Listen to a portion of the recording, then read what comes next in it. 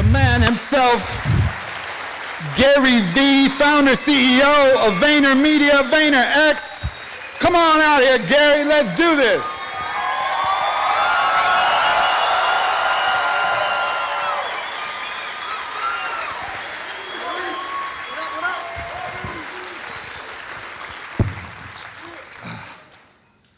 What's up, my man?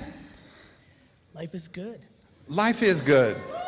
That's one of the first things you always remind me of when I see you, man. Like everybody thinks like, oh yeah, Gary's gonna be so intense and we're gonna get right into it. Nah, man, every time I see you, it's like, how are you doing? Life is good, I'm happy. That's what I fucking love about seeing you, man. I appreciate it. Yeah, because that's that immediate frame of reference of like, oh, that perspective is right. Yeah, I mean, obviously I was catching parts of what you were saying, and I think the reality is I very much do believe that you find what you're looking for. You know, I grew up in a household where I had probably extremities on both sides. You know, I had certain family members who were just disproportionately negative, and like regardless of, like when something good happened, it was hedged immediately with like, that's a fucking conspiracy. You know, just enormous like negativity. And then my mom, thank God, because it was the primary person I spent my first, 14 years with every day, was so disproportionately positive. And so, I lived a life where it's very obvious to me that you can have a very different perspective on the same situation because I had two very big different reactions growing up to a lot of things. And I just wish that, it's very easy to find negativity if you're looking for it right now, but it's equally easy to find positivity. Nobody's talking about that. That's very true. You'll find what you're looking for, right? Like in every case, you can look at the same situation, and that's what that's to me how I identify my real friends is we can look at the same situation and see something similar, and I'm like, oh, yeah. Yep. Yeah, Makes that's sense. Cool. Yep. Because that shared perspective of like, oh, we can see the positive in this, and how you see something changes how you react to it. It changes like the internal composition of what you see. If you're attached to it, if you're invested, if you're swallowed up in the drama of it, you're gonna have all of those responses, materialist, reductionist, all the cortisol, all the stress, all the neurotransmitters firing like, ah. But if you just look at it like, oh, isn't that interesting?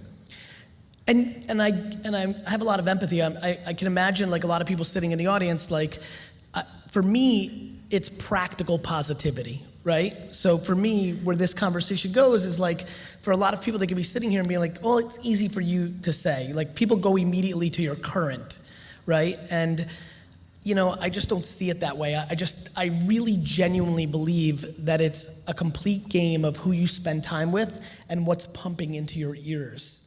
And so that has led me down a path of really trying to have conversations with people around limiting time with negativity. And sometimes that's hard because a lot of times that might be your mother and father or your best friend for the last 30 years. But I've been fascinated by people changing just by changing who they spend time with and what they listen to. Yeah, one of the things we were sharing today on the podcast is you mentioned, those people who might be those more negative forces. And you had some really pragmatic advice on how do you handle those situations, Yeah, I think people get crazy. They hear something like this, like, yeah, fuck it, I'm never talking to my mom again. And I think, that's not necessarily what I'm saying. I think there is a process. But I do think, we were talking about friends, and I do think a lot of times, you sometimes wake up, especially in your kind of call it 17 to 34-year-old world, and you kind of look around, and you're like, fuck, I'm looking for something a little bit different here, and this group of friends is about this, and that's fine. And how do you make that transition? I think some people get hyped off a 1-minute GaryVee video and try to leave their friends behind. I'm trying to context that with, I'm like, you don't need to go that serious. I think you should have that conversation with your friends about, hey, I'm looking to mix this up, and hanging out all day and smoking weed and playing Fortnite's rad and all, but 24/7, I want to mix it up. And so I think that, I think that first you have that conversation with your homies and say, look, I'm looking to do this. a third of them are gonna be like, cool, me too, and they were just waiting for somebody to say something. And then another third you might be able to convince over time through the process. And then another third might just been great friends for a certain part of your time. And it's okay to talk to them, once every month or once every week instead of 15 times a day. And so I think people need to be thoughtful about that process. But I do think it is, that saying is so real. Like, you got to really look around who you're spending time with. It is unbelievable to me watching employees in my company spend time in certain divisions and then get transferred. I mean, if they get transferred to my team, it's a complete brain twist of work ethic and mindset and things of that nature. But even different teams with positive leaders, like, you can just see it. And I think you can talk all day long about, like, hey, be happier or see it better, and then people walk out of a theater and you're like, how? And I think the biggest thing that is tangible to me is, the fuck are you watching? Like what do you, like, of course you're scared shitless if you're watching propaganda that you're gonna get killed every day, the news, and so on the flip side though, I'm not talking about The Secret, I'm not talking about sitting on your fucking couch and being like, I'm gonna be a millionaire, and boop, you gotta do shit out here.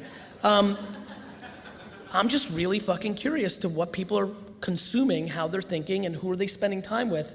And there is no coincidence that certain coaches in sports have tremendous programs. It's because it is a atmosphere within four walls, and the players change, but the results do not as much. Obviously, there's variables, and I do think that's mindset and structure and the general theme. And I'll be honest with you, negativity is way too loud, and positivity is way too quiet. And so if you're sitting in this theater tonight and you're also happy, fucking share that point of view, because the ones that are unhappy are sharing at scale.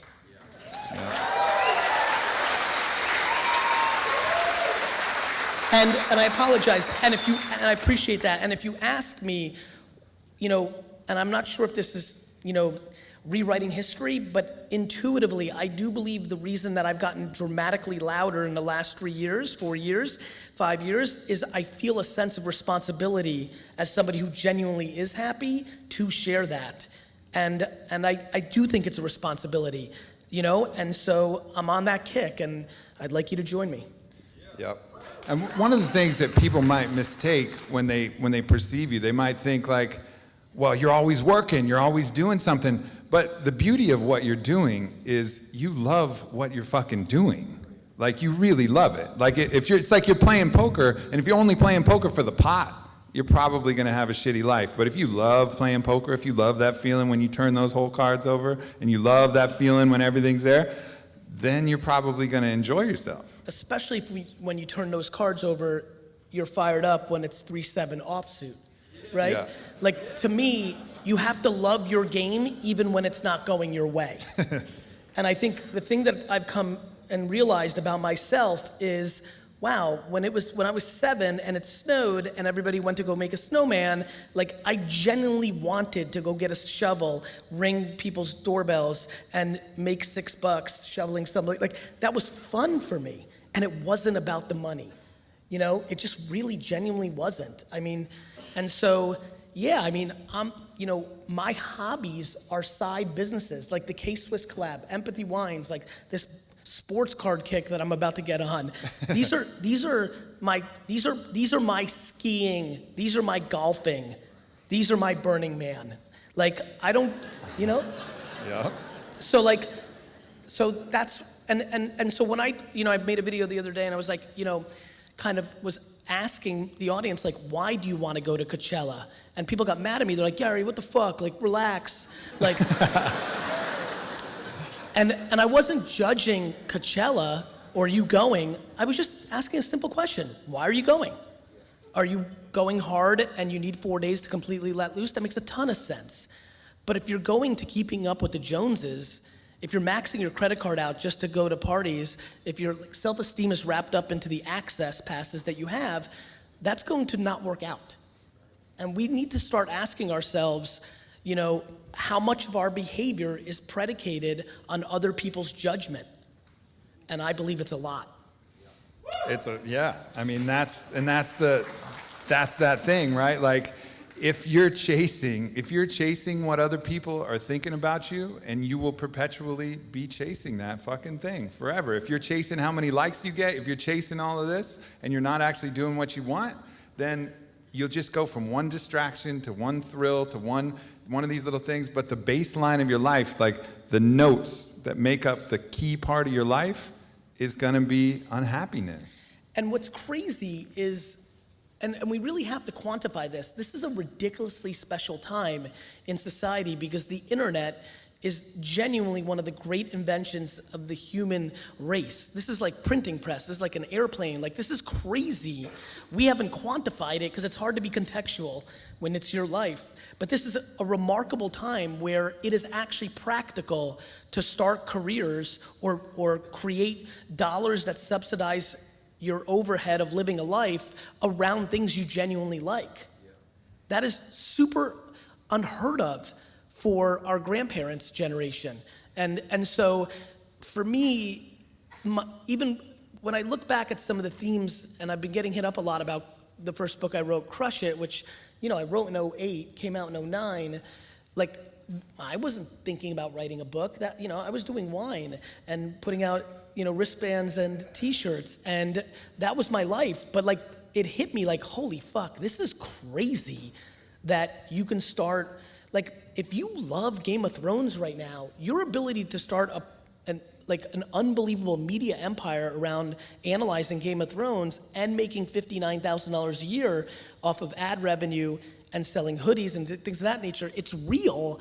And to me, that's insane.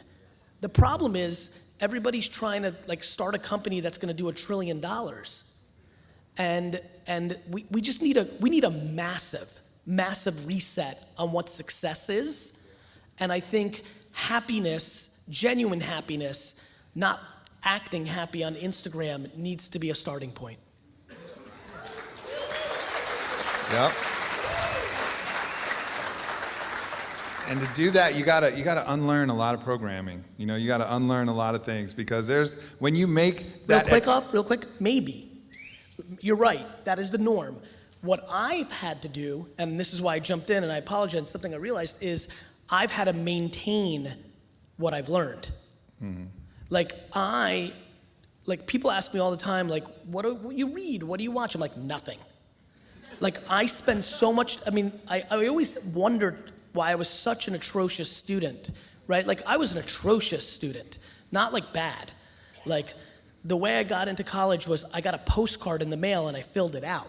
You know, and something very early in my life triggered. I don't remember how I thought about it, but there was something that I knew that like this was fake and this was real, and basically for the last 15 years, all I've done is tried to preserve, you know, what I had. You know, instead of unlearning, I've tried to maintain. I think the great fear I have is to become a caricature of myself, right? When you start having this, so like the accolades or getting the negative comments all kind of don't affect. I just stay in that zone. And so for a lot of people, you know, people are confused. People think success, you know, changes people. I think it exposes people. I think money and fame exposes you. You know, now everybody knows you're a dick. And so I think, yes, people have to unlearn, but I do think there's a solid segment in the audience and watching that needs to maintain. And I think a lot of people, I've watched a lot of people get some micro internet success and get real confused real fast, like they're somebody. A lot of people getting high on their own supply, you know? Mm-hmm. And I think they're making a mistake. Well, if you swallow that conditioning, swallow that validation and take it in, so you've had the discretion to not engage, not gorge upon those same feasts that most of us had. Well, if you have feasted on it, the unlearning is like the vomiting back of all of those things that you've swallowed, all of those things that you've greedily taken in. Ooh, I got a little celebrity for this. Ooh, I got a little bit for this. And so, yeah, expel that and then stay true to that fucking note, that song that is your song. And that's what really you're talking about is just resisting the urge to gorge upon these feasts that are now provided, which is your own personal sovereignty. It's your own personal responsibility to do that. I think it's a hard truth that people need to realize, that a lot of people are just still stuck in high school. You know?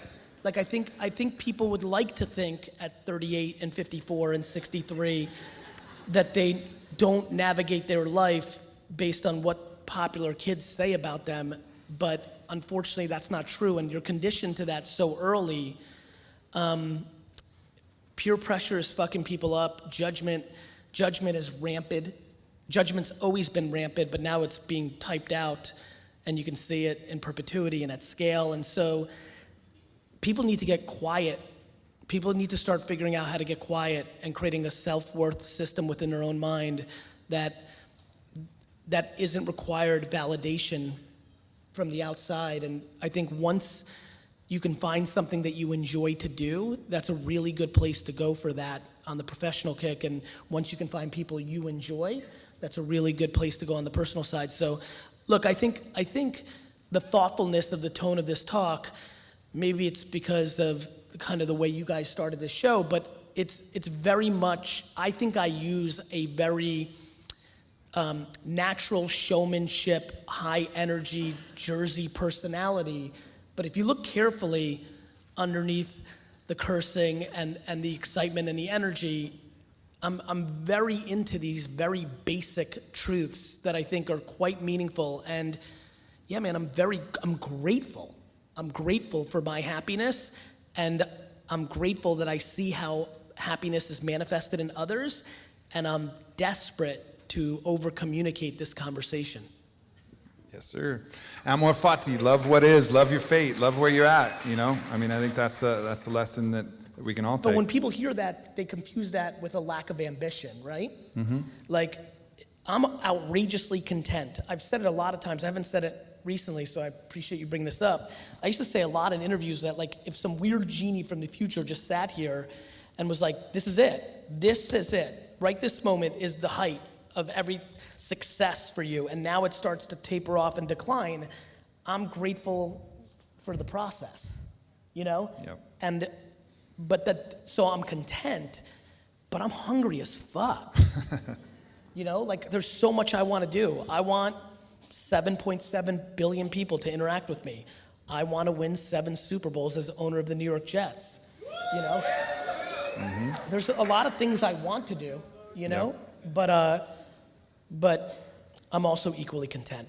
Yeah, that paradox is false, and that's what the theme of the speech was. You're good where you are, but you can do more. You can do better. You can keep reaching, right? And it's only in holding both that happiness, which is always ours, which is our birthright, will actually be recognized. And the other thing I referenced this earlier today as well. You know, it's also okay to change your script. Like secretly and like darkly, I like kind of weirdly hope in 11 years I wake up one morning, I'm like, I don't want to buy the Jets anymore, and just, that's that. Like, and just throw that curveball to the market, and everyone's gonna be like, fuck, Gary, you got me so invested in this, fuck you. I'm like, sorry, going to capture rare frogs in fucking Sri Lanka. Like, you know, this incredible ability for so many people here to overjudge themselves is something that I'm trying to understand better. I don't fully understand why I don't do that. It doesn't mean that I hold myself not accountable. It doesn't mean you become delusional. It means that you don't overbeat yourself up, because everybody else sucks too. We're all tomorrow's idiot. That's it. All right, we got some Twitter questions here. I'm going to get to these. At DannyBoy981 says, if you were to die today, what would be your biggest regret or thing you wish you did differently? Nothing really comes to mind. Okay, hey. You know, something has to come to mind. I don't know, like, maybe I wish that I took 1 week off in my 20s. You know, you know, I probably could have had a little more leisure in my 20s. I literally worked every minute. Not much, man. Like, I just don't, dwelling comes so unnatural to me. And this question, for some reason, hits me as a dwelling thought process. Mm-hmm. I don't know, like, I'm fucking putting it out there every day, you know? Like, I'm really feeling good about putting my head on the pillow every night. I'm going as hard as I can. Not the way that I think I've positioned it to the world, which is like, yes, I have work ethic, but like my intent is fucking in a great fucking place, and I feel good about that. And so the only thing that even runs through my mind is more time with people I love, right? Yeah. That's it. For me, yeah, hell yeah. For me, it's really about like recognizing how good it's always been, right? Like, because I am prone to dwelling. I am prone to analysis and thinking about and going to the what ifs and like pretending that I have a hot tub time machine that I could go back and change something and fix something. But that dwelling is just taking me and robbing me of the opportunity to enjoy it now. 100%, it's defense. Guys, you're not going back. Like, I'm sorry you didn't pick that job or go to that college or date that person. Like, it's fucking over. Like, but I'm serious about this. Like, right? Like what? Like, what positive thing comes from a sentence that starts with "I wish"? Like, I don't see it. And like, the only people that are coddling you are other fucking losers. Or somebody that loves you a lot. But like, it's not productive. Yeah. Like, and you're able to do something about it. My big thing is that we're able to do something about it. You know? Like, I make a lot of references to like how rare it is to be a human, and then I make jokes about like how lucky I am that I'm not a ladybug, you know, like, and I mean that. But I mean that. We are like the alpha species. Like, if you're like a fruit fly, there's a lot you can do, but there's these things called humans out there that are like, you know, like, you know, and so the sheer lack of gratitude, guys, if you're a human being in America in this fancy theater tonight and you afforded the ticket for this place, you're lucky as fuck.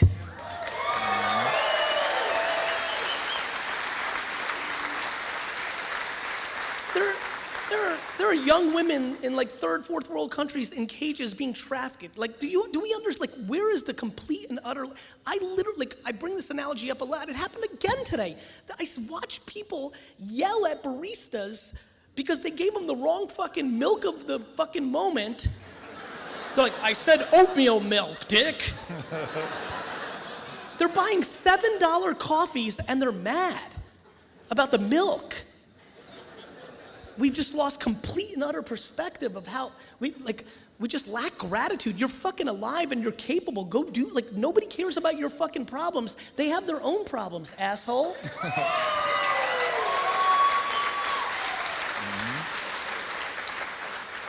Like, I don't know. I mean it. It's such a bad use of energy. Yeah. Right? Like, if you don't like it, fix it. Like, the lack of accountability in the system right now, like social media, delete Instagram off your phone if it's ruining your life. It's free. I'm confused out here. I really am. And then my favorite thing, watching 50 to 70-year-olds shit on millennials when they're the ones who fucking parented them. This generation blows.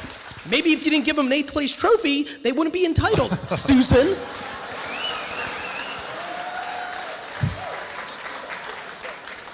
Yep. App Multitude 27. If you two had to reverse roles, what would be the first moves as CEO of the other's business? Oh, that's a great question.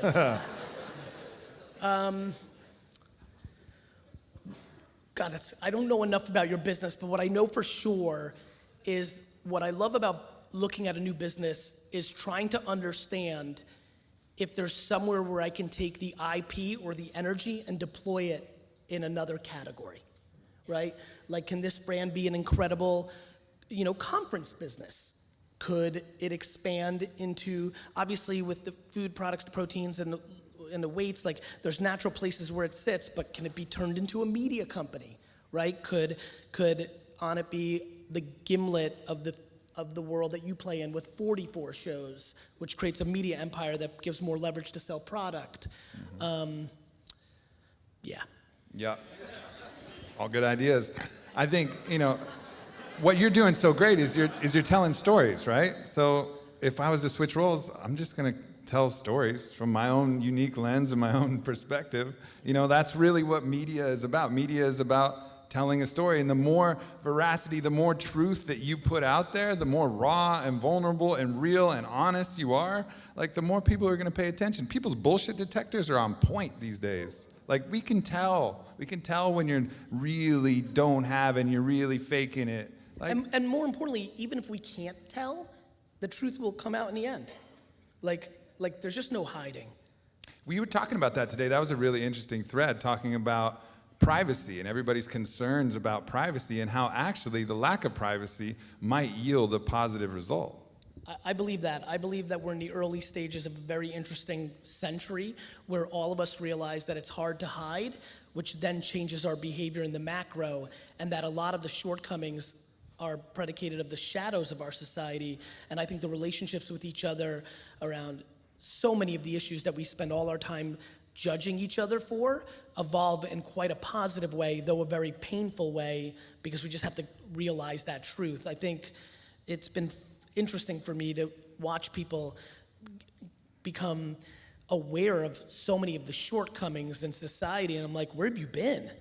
It's that they've chosen to consume only certain information from one place, and what the internet has done is exposed a lot of different conversations, and I think it's quite healthy. There's no way to fix something until you're exposed to it, and so, yeah, I really think the lack of privacy is one of the great things that could happen to humans. And that's with the understanding, because where people go with lack of privacy is they think like the government now owns it, right? Like they have control, or the companies now have control. I just don't see it the same way as people on this issue. I think there's a lot more control, especially in countries like the United States, that you have, and I think it's offense versus defense. You got to look at all the benefits versus the negatives. And it's as we've all been saying, you'll find what you're looking for, right? Like if you really want to get stressed out about the fact that you mentioned some water filter and then you're getting ads for a water filter, well, that's just fucking convenient, actually. Like, great. I now have water filters coming to me. I've never been happier with ads.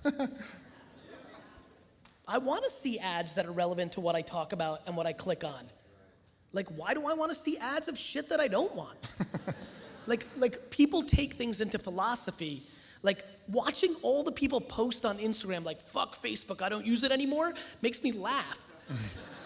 Like, what are you doing? Don't you understand? Like, it's just like people take these stances, and just hypocrisy is at scale, and lack of self-awareness is at scale.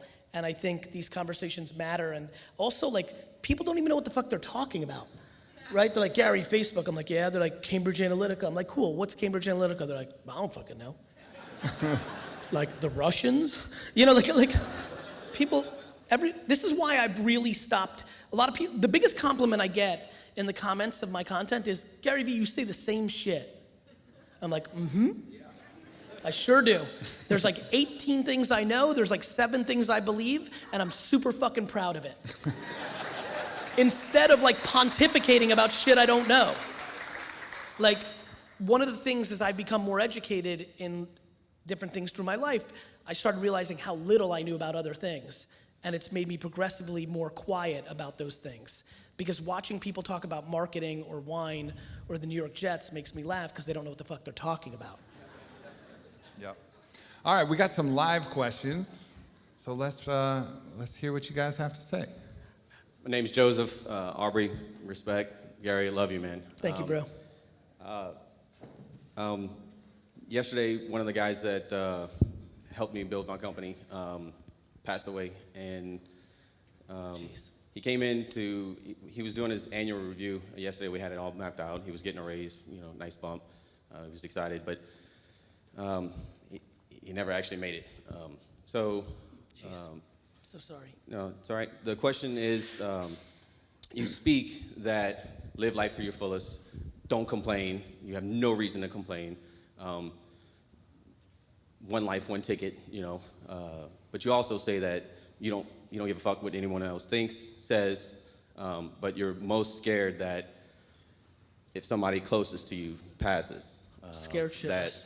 that's your ultimate, right? It is, This isn't necessarily like that, but it's the closest you but felt. it's the closest that I Yeah. think I've ever came And- across. And my question is like, you're right, we will die, we will, but what will you do when it happens? You know, you're going to appreciate this answer. I'm not sure, right? I think it's crazy that you just asked that question off of what I just said because I really like talking about shit that I know, and I just haven't had one of those 8 to 9 people. I've had some very good friends not too long ago pass and things of that nature, but not the people I talk about in the content that I'm putting out. Not literally the 8 to 10 closest family members I have and the 2 best friends. I haven't had that yet, and I don't want to sit up here and tell you. My intuition is that I'm going to need to like adjust because it's so much of the operating system of my life that I'm probably going to take it hard, or because I condition myself on a daily basis to prepare for it, maybe I'll be more prepared. I'm not sure. Here's what I would say. There is no right answer. Everybody here needs to mourn in their own way. And if people need to go off the grid for a month, then that's what they do. And if they need to just go back to work the next day, I don't like to give advice or judge on things like this because I think, first of all, everything is personal. But this one specifically just feels like uncomfortable territory. You do what you feel is right for you. But what I would do is, and this is what I think all of us would want for the people we care about, is if something like that happened to me, I would want that the people closest to me would use that as a reminder of what's going on out here and to do whatever makes them happiest and go at it the hardest they can because there is a time clock. I think a lot of what you do to prepare for that moment is living in the richness of being with that person and contributing and giving and sharing so that you have no regrets and that you know that you've spent as much of that quality time and energy and connection and presence as possible with every person because it may be the last time you see that person. But you'll never achieve that, right? It's just not how we're hardwired, right? Like, it's just not. Until you get a reminder. That's right. Until you get a reminder like this, like when my grandma passed. My grandma who's tattooed on my arm, right? Like, she passed away, and she was my grandma. She was like, I knew that there was going to be a time, but I didn't expect it then. I didn't expect it so soon. So the only thing that I was thinking about was like, I was just fucking frat partying every weekend when I could have gone out there and spent a little time talking with my grandma, just carved out a little bit more time, not radically changed my life, but just like a little bit more time. You know, like I may only see, my mom's here in the audience, I may only see her, really if you actually count how many times and the frequency we see, I may only see her 50 times more in my life. So guess what, every fucking time I go out there to the ranch and I see her, I'm gonna be there. I'm gonna be there fully. I'm not gonna bring my work, I'm not gonna bring the other shit, I'm gonna be there with my mom so I can fucking live that, because when she goes, I'll know that we lived the last part of our life as fucking rich as we could. The thing is though, it's kind of like the police flashing light rule, right? Like you're driving, fucking rolling, listening to you, whatever, and then the lights go on, and you fucking get scared and you think it's you, and then it passes you, and you're fucking pumped. And for the next 3 minutes, you got both fucking hands on the wheel. You're 55 in it. And then 31 minutes go by, and you're back to completely normal. And that's just the way it is. And that is where we all have to live in complete humility. Look, I am desperately ambitious in leaving an obnoxious legacy. I equally know that I mean jack shit. And in that, there's something quite important. And I think, you just gotta like go through this process. I'm sorry that it happened, bro. Appreciate it. Yeah. Totally. Thanks for guys. being here. Thanks, brother.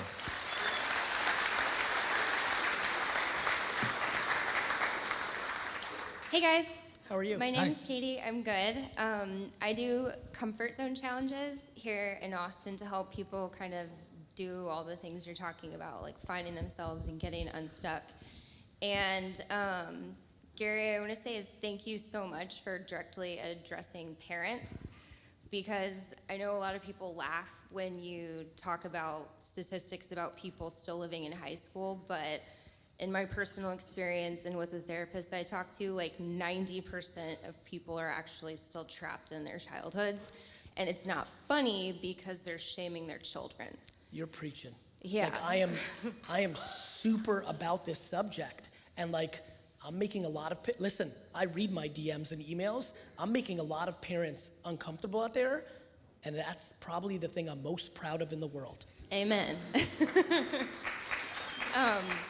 And so I would love, so May is actually Mental Health Awareness Month, and so my question is, what do you see as like the responsibility of leaders, and especially men like yourselves as CEOs of companies? What is the boundary of where like you create an environment to take care of and to foster growth in your employees, and then like what they're responsible for growing on their own? And then I'm also interested in what impact have you seen with implementing Claude Silver as the Chief Heart Officer in your company? So I'll take that. So the second part, like everything, when you create something like a Chief Heart Officer, you're telling your 900 employees, like, we really, like, this is not HR, right? Like, I use communication and strategies and packaging and merchandising to get across points. And so I'm unbelievably proud of like the culture inside of Vayner, and I think something like that maneuver has really helped. And like Claude spends her time on the offense, not the defense, and HR is usually defense, right?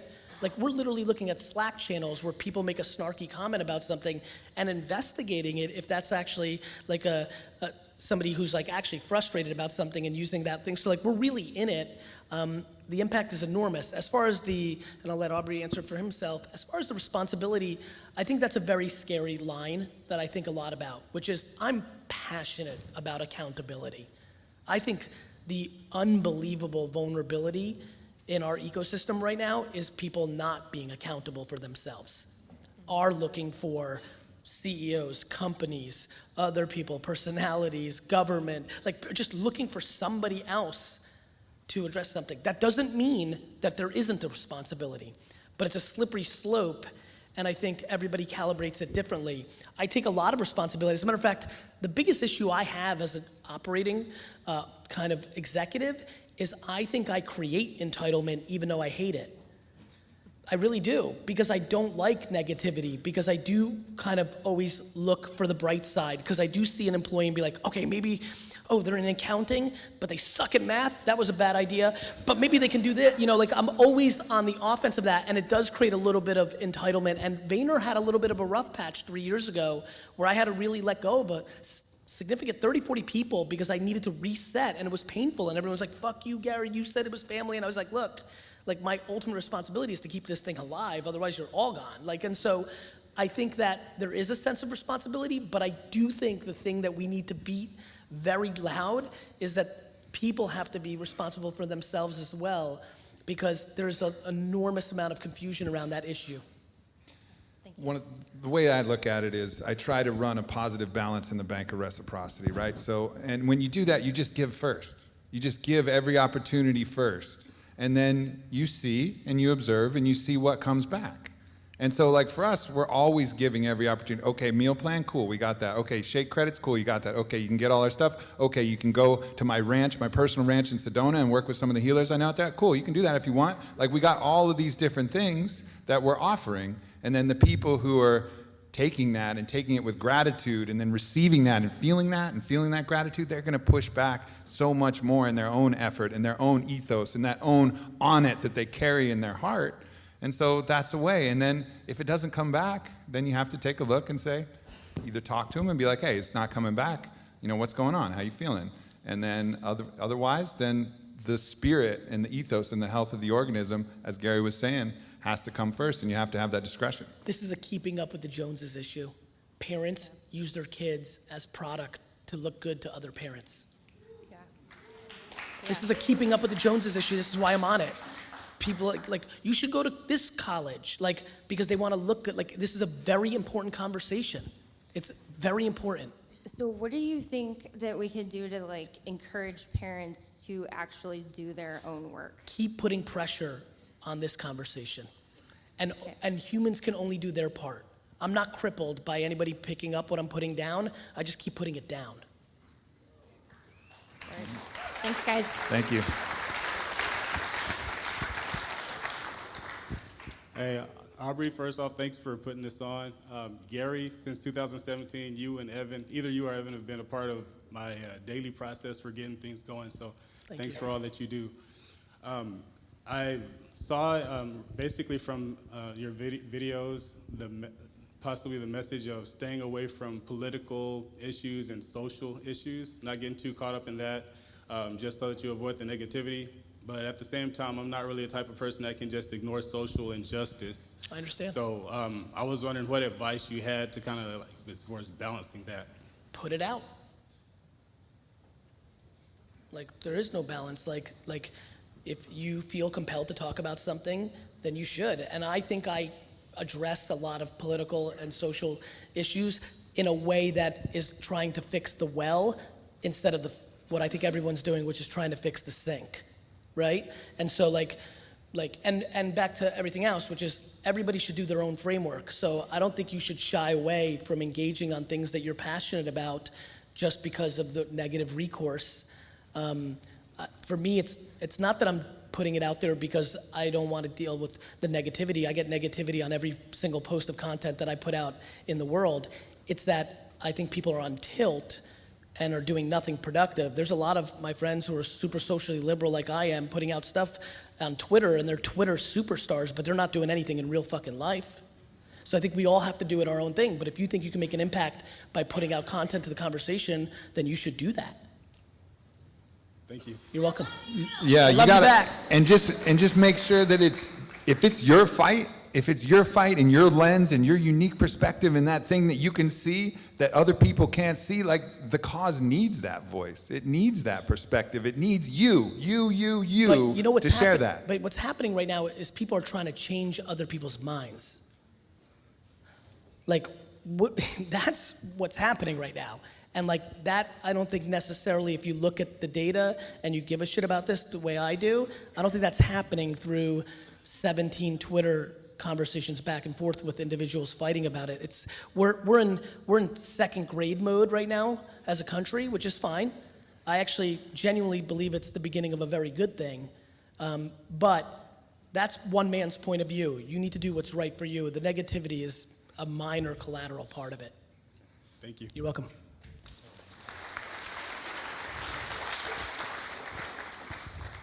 Appreciate the opportunity to talk to you guys and pick your brain.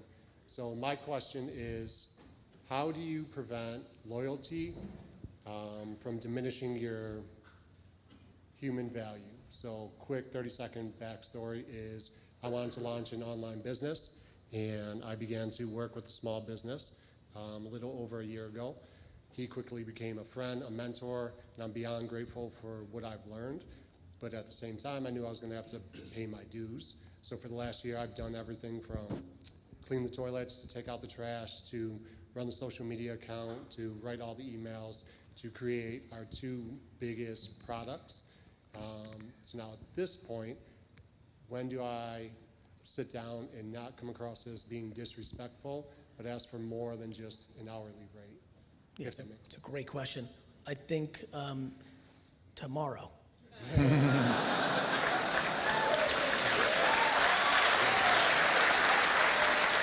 And I'll tell you why. Even just by the respectful demeanor and the way you ask the question, you're in a great spot. You're not overly emotional. You don't have this massive resentment built up yet. It sounds like you're going to be able to articulate it in a very fair way, and then you're going to learn what's happening on the other side. And if you don't get the answer that you want, then you're very capable of moving on and doing something else. Yeah, this is something you're going to learn about your mentor. Like, is he worthy to be your mentor? And a real mentor would see that value and see your heart and see the work that you've done, and it's going to be an easy conversation. This thing that you might have been putting off might just be him not being aware of it. He might go, oh yeah, you're right, totally. And he may not. Or super hard. Like the amount of people, no, I mean it. No, I mean it. No, I mean the amount of people that have come up to me and they're like, Gary, I've done this and this and this and this for you and I deserve this. And I'm like, cool. And I've done this and this and this and this. And as a matter of fact, I'm going to decrease your salary. Makes me feel good. It's going to be good or bad. But at least you'll know. At least you'll know. By the way, that's the right part. The reason it's tomorrow, at least you'll know. Because whether it's good or bad, both are better than what you're doing right now. Woo!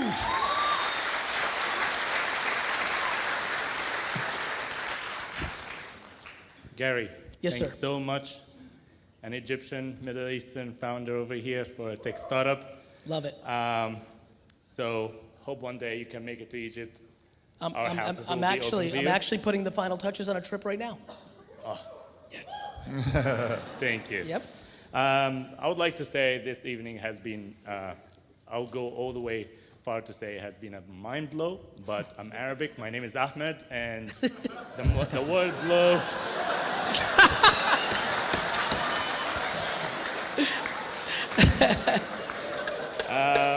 Go ahead. The word blow would not go very I well. got with it. I me. got it. I did not write that joke. Understood. So as I said, a startup founder of a tech company in the fitness industry, by the way, Aubrey, I would like to get your feedback on that. We built a mobile app that serves both market and service providers and consumers. Two-way marketplace. Yes, two-sided market. We are focused on the low to moderately active individuals.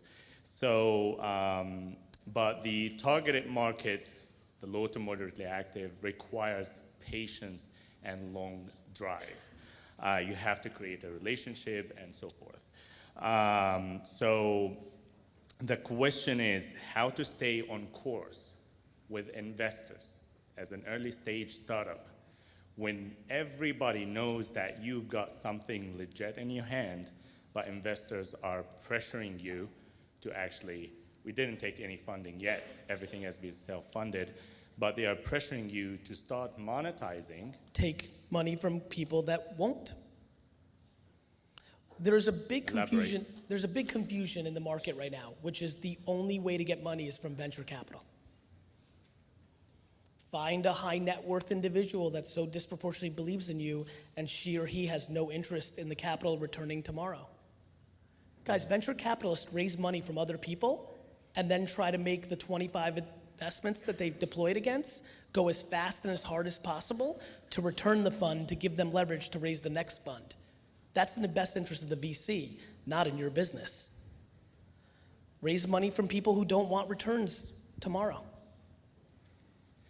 So that's a challenge because for somebody who just landed over here 2 years ago, still learning things, moving from between cities, But you're and trying to being build, told, you're trying to, so, I get it, but you're trying to build a business on your terms and create this incredible success story. That should be a challenge. absolutely, I'm not disagreeing. No, with no, that. I know Yeah. you're not. Yeah. What I'm saying is, yep. You know what I mean?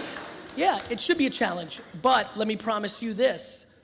If you go and raise money from a venture capitalist, you will be in CAC and LTV and Excel sheet and bullshit metrics world for the rest of your fucking life.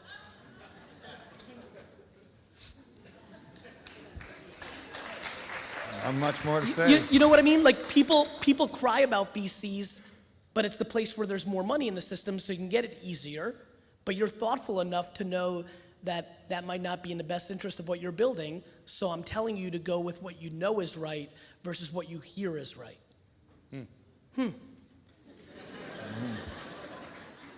I believe that. All right. One selfish request and one selfless request. I will start with the selfless. 10 months ago, I did a very stupid business move that caused me to go all the way to like lower than the ground. But anyway, they started making me feel like I need a COO. Okay. Put the word out to the world. 148 COO applied for the job. One of them traveled, he's a Fortune 500 COO, traveled all the way from Chicago to Austin, paid for his own flight trip, stayed in a hotel, and then have been traveling back and forth from Chicago to Austin because he doesn't want to cost me, sleeping on an air mattress. This guy, you have started a move that I truly believe in due to how I was raised. What if admiration becomes the framework of success? I would love, and it will make my life, not only my day, if you can host him for the Good People's Day in your show. Next year? It could be next week. I will pay for his. You mean, but the Good People Day is April 3rd next year. It already passed. You mean for that, or just have him on? Well, just have him on because Done. his story is just one. Done. Yeah. I mean, that was a double win. He's going to be on, and now, since your life has been made, you should have no pressure living the rest of it. Yeah. Thank you. Yeah. I'm sorry to take more, but I will try to be quick. The selfless request: what somebody like myself needs to do to stay around you or shadow you for a few days. Fine. Done. Yes. Thank you, brother. Aubrey, can I ask you a question? One more question. Sorry. There's like, Yeah. there's too many people and not enough Okay. time. Let's move. You Thank you, fucking brother. won here, dude. Yeah. Thank you for the question, man. Hi Gary, this is my first time coming, but I'm a high school student, so I'm gonna graduate in June. But I always have a plan to do, but my parents, they don't want me like to give myself a chance, and they always want me to go to college, and I try and ask them for time like to do something, but they said like they want me like they want to see the result of what I'm doing quickly, and they always like forcing me to go to college and stuff, and they said like if I really want to do my own thing, they want me to go to college and at the same time work on my plan, Okay. and at the same time also want me to help them with their business, and I said I couldn't do that. So what would be like advice you would give like us? You should go do your own thing. But like my surrounding, they just like so forcing me to do what they want me to do instead of giving me a chance. But they're not in charge. They're only in charge if you're using their home and their money. Okay, and plus my mom, she said that I am disappointed her because of my choice. Of course, because she's using psychological pressure for you to do what she wants.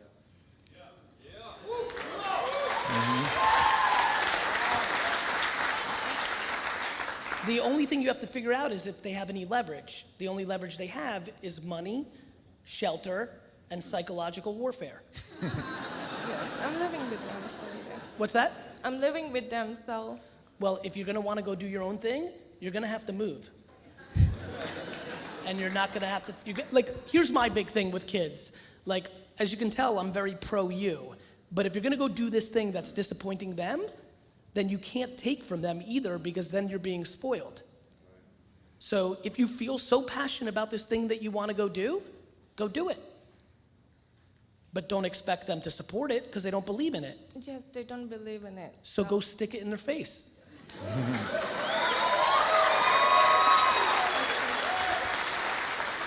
Right? Let me tell you one thing about parents, and this is very common. They may be upset now, but if you go and pull this off, they will not be disappointed. And more importantly, if you go and try this, deep down one day, they'll tell you secretly that they're not disappointed. Thank you. You're welcome. We'll do that one more question, and then we got to go. Let's do speed round. I can sneak it for a little bit. Thank y'all for doing this. My question is, what advice do you have for someone who's graduating college and forgoing a job to start a business? To do that. but what's like, give me more specific, like, try to win. Like, what do you mean specific? What's the most pressing question in that? Money. How do you raise it? How do you? Like, to provide if I'm moving out, I'm not gonna have a job to have income, so I gotta live some way and start a Live business. shitty. Like, and get a side job, like work 6 hours a day at like 7-Eleven, and like live the life of somebody who makes $9.50 an hour. The biggest thing that your generation has contextually lost is in 1974, people did this. What they did was they worked a job and then they worked on their business at night. Like, everybody wants to build a business, but nobody wants to bleed to build a business. Like, my advice is to bleed. All right, thank you. You're welcome. Hey, Gary. All right, this is really the last question. Okay. Maybe one more though, right? Oh, we got the like, For you- it seems like there's so many fuckers in line, and the Everybody guy's got a loves you, poster. bro. Everybody loves you. Like, go. Hey, sir. So thank you very much for being here. I appreciate it. A lot of the things you say, I thought about it before. I met you online. You're just confirming this stuff. I get it. I just have a quick question for you. So for my profession, I'm trying to do marketing, and I know you went from wine to marketing. And to me, I don't want to go to a business and say, hey, I'm going to do your marketing, and they're going to be like, what the fuck are you, you know? So I don't know if it happened to you, so I don't understand how to make that connection. Work for free. Then they'll say thank you very much. That works. I appreciate it. Hey, I have a gift for you, brother. Thank you. Real quick on that. Thank you, bro. It was a very quick, thank you. It was a very quick exchange. I mean this. When you're trying to figure out how to make a transition into something new, and you don't have the audacity or maybe the insecurity to make that transition, like, who the fuck am I? Why would they do this? Work for free. Everyone's so, like, a lot of subcultures have demonized work for free. Don't work for free. It's not your worth. Well, your worth is zero when nobody wants to pay you. So work for free. It is a very, very, very good thing. And It that's how you works. get better too. That's how you become the person that's irresistible to the person who will pay you, is by becoming the master that you gain You need an the at skills bat. from getting free. You need an at bat. Yeah. Like, what's that?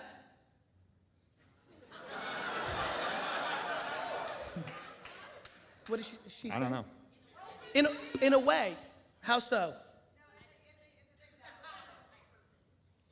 Well, I want to hear it because it's an interesting conversation.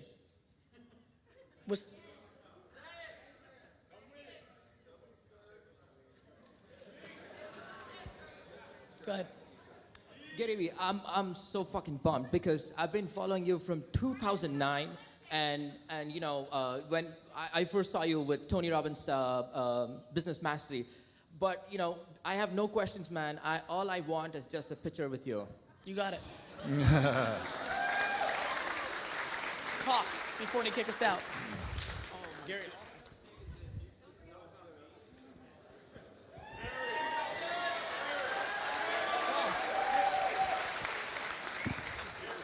I got to give you this. I have worked my entire life, and it's not about me. You make such an impact on this world. I would give up everything to support you, and I don't care if you take me along for the ride. I work in the operating room with a bunch of surgeons. Dude, like you say, the internet, we're going through an evolution right now. We're all fucking connected, and it's all about love and everything that y'all are saying. Just take a look at that, please. Thank you. Thank you, brother. Gary, all right, let's do it. Hey, I want to thank you because you inspired me to help my dad market his business, and you really inspired me to go back and get with the family and help them upgrade. But also, I have a barbecue podcast. I have a ton of YouTube followers. I just broke 10K on Instagram. So in the food, where should I be going? I'm going to a big event this weekend. I'm gonna try to do 10-minute vlogs. What do you suggest for someone who's trying to do media around food? Thank you. I'll leave with this. Like, we've gone very high level here tonight. Let me go very tactical.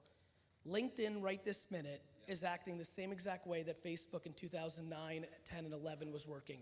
You could post about anything, not just business stuff, and the organic reach is ridiculous. I highly recommend that every single person tomorrow puts their first post on LinkedIn in video or written form.